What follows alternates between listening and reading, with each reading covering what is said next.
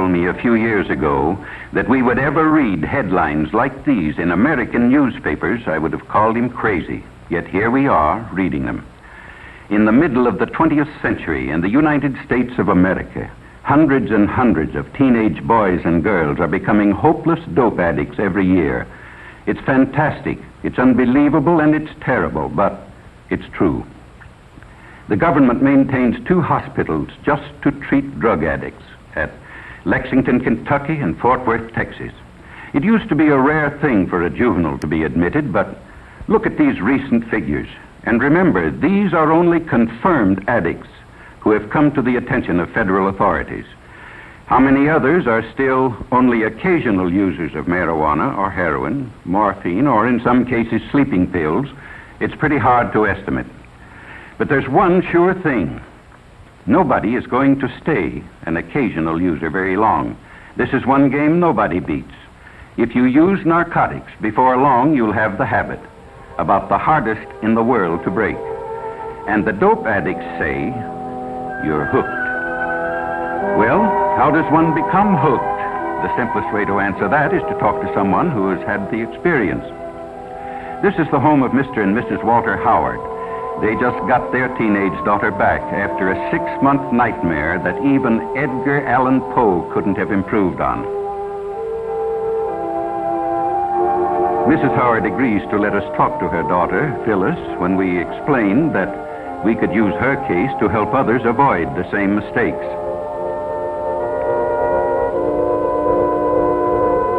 This is Phyllis as she looked 6 months ago, a senior in high school, pretty as a picture. Just recently, she was released from the narcotic ward of the county jail in the custody of her parents.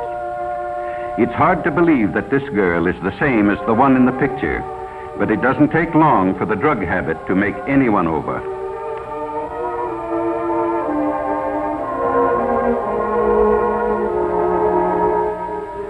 Phyllis wasn't anxious to talk about her experiences with dope, but she could see how her story might be used to help others, and she began to talk.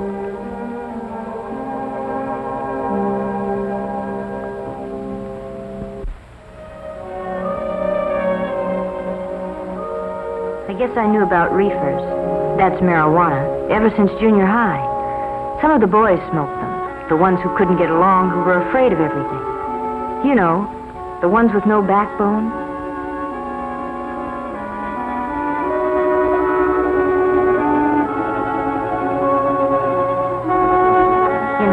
My girlfriend Ann and I went around with Jim and Bob. They both smoked pot. That's jive talk for marijuana. And after a while, Ann and I got so that we did too.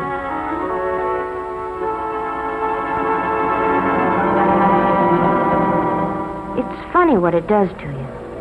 Everything speeds up to 100 miles an hour.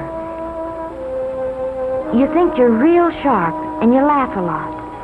You feel like you're the biggest person in the world.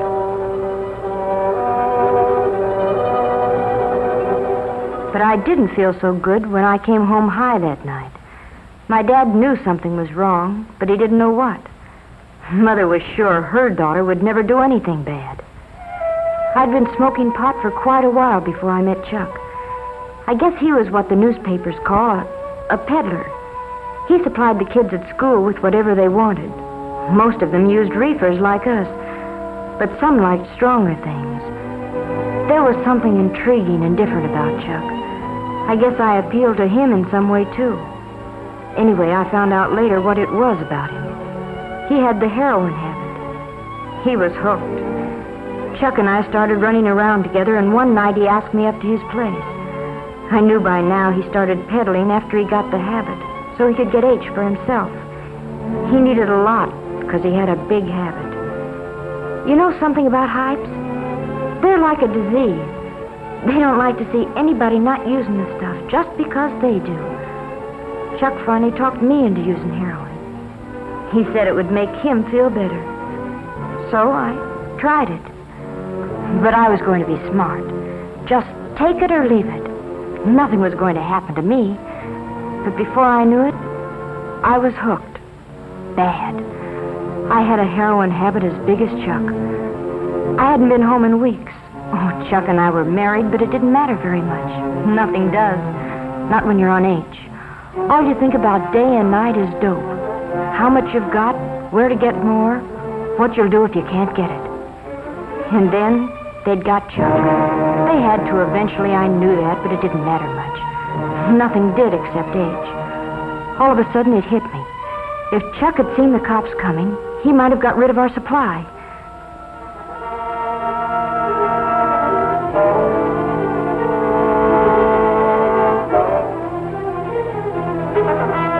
That's what happened. Chuck got rid of everything. Probably in the garbage disposal.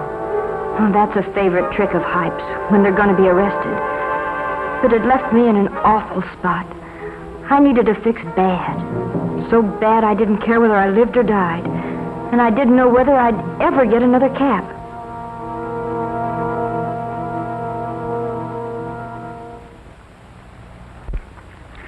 In the meantime, Phyllis's parents had nearly gone crazy. They hadn't seen or heard from their daughter in months. Mr. Howard checked every newspaper story that might by any remote chance have to do with Phyllis. But gradually their hopes died. They were almost convinced she was dead. But I wasn't dead. I tried once to kick off the habit, but I was too far gone. You know, the police say, find a heroin addict and you find a criminal, and that's just about it. If you're hooked bad, it costs about $30 a day for H. Boys get the money by stealing or swiping car parts, maybe by holdups. Girls take up street walking or do what I did, become peddlers themselves. When Chuck went to jail, I used his contacts and peddled dope myself. Sure, I knew it was wrong, but when you're hooked, you can't help yourself. They got me eventually, too, just like they did Chuck. And when I was arrested, I was almost glad. I told them I wanted help. I wanted to try and kick it off. It was horrible. 5 days, and I didn't care whether I lived or died. It feels like your skin is being torn right off you, and then you ache all over and get sick and you can't breathe. Your nose runs and you have a high fever, and then you pass out, but when you wake up, it starts all over again. 5 days. But I was lucky. I kicked it off, and I've never used dope since. Maybe what happened to me will keep it from happening to somebody else. Or I don't even want to talk about it.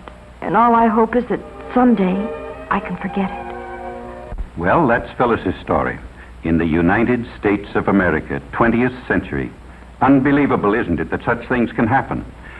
Phyllis's case is typical. Most teenagers start off with marijuana. Then they decide to see if heroin has any kick. It does. Sometimes it only takes a few days to find out they can't leave it alone. In order to get money to buy it, they turn to crime. And that's the story. There are practically no happy endings when you fool with drugs. Doctors say restoring an addict to normal life is about the toughest thing in medicine. Well, what's the answer? Enforcement? Yes, that's one of them, certainly. In the Far East a few years back, they were lining up dope peddlers and shooting them in the back of the head. But it didn't stop addiction. It just made it harder for victims to get the stuff. No, the answer is a simple one. Just use your head. Leave narcotics absolutely alone. Remember what happened to Phyllis and others like her. Talk it over with your parents or school counselor, somebody you have confidence in.